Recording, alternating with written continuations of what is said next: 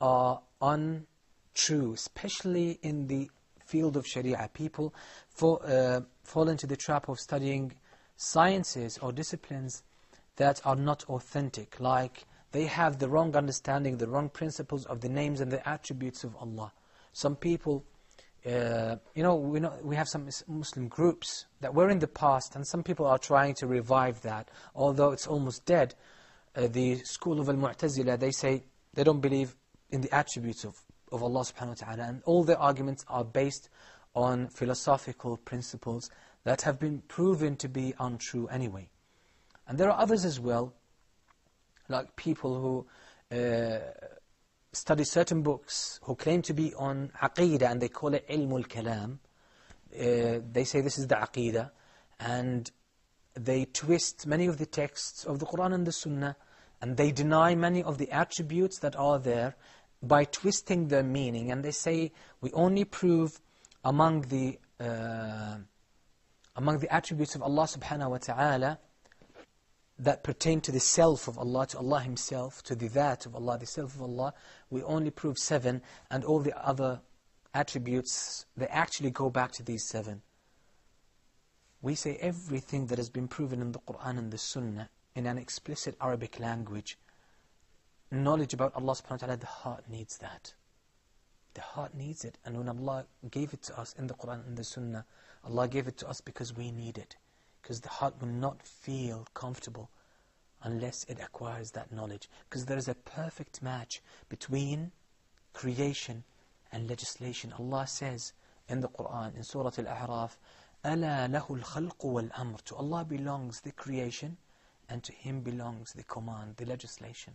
Allah created us in a certain way, in a certain fashion, and He created for us a way of life. There's a perfect match between both. Allah created us, and He provided us with the guidance that is perfectly suitable for us, compatible with the way we are designed, the way we are created.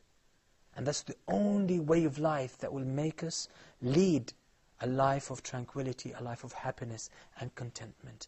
Any other solutions will be man-made and will not be able to capture the real design of the human being.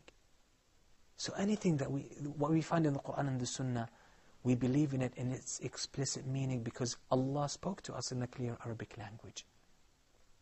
So many people, going back to our main point, many people try to treat the illness of ignorance by sciences that are not based on true principles, sciences that are actually harmful or at least have no benefit. Those people run away from the pain the heart suffers from ignorance in order to feel numb with these, sciences that are not beneficial at least, or they are harmful in the worst cases. And the soul and the heart will not feel at rest except with certainty, true knowledge. Imagine when the heart gets all the answers that it wants from the Quran, from the Creator, from the Sunnah of the Prophet ﷺ, the Messenger of the Creator. When it gets that, the heart has been designed to accept these truths.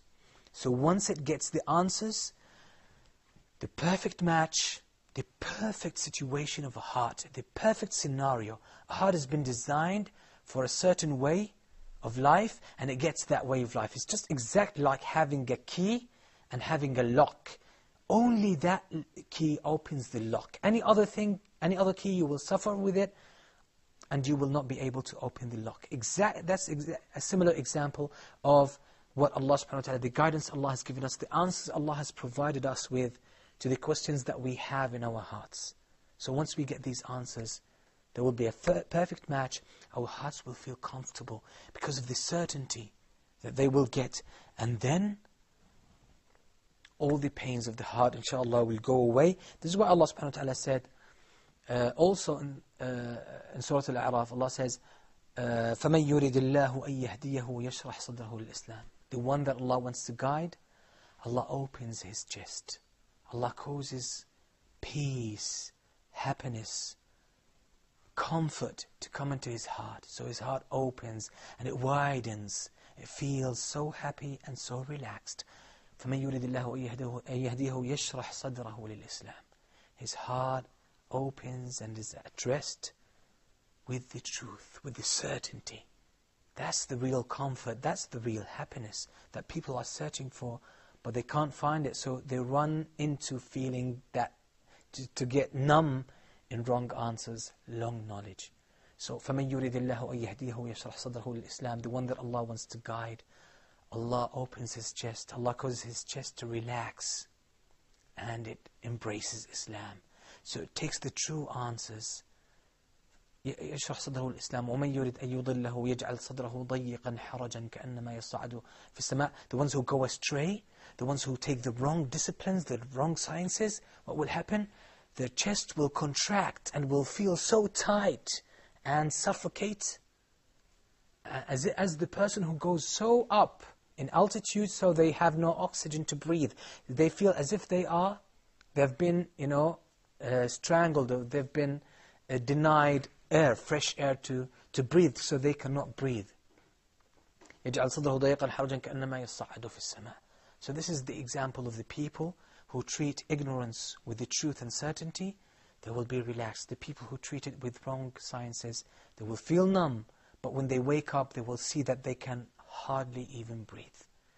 Inshallah, in future episodes, we will try to learn more about the diseases of the hearts and how we can treat them so we can save our hearts from these illnesses and these dangers. So you are invited to join us every time we have Secrets of the Hearts. Until then, Assalamu alaikum wa rahmatullahi wa barakatuh.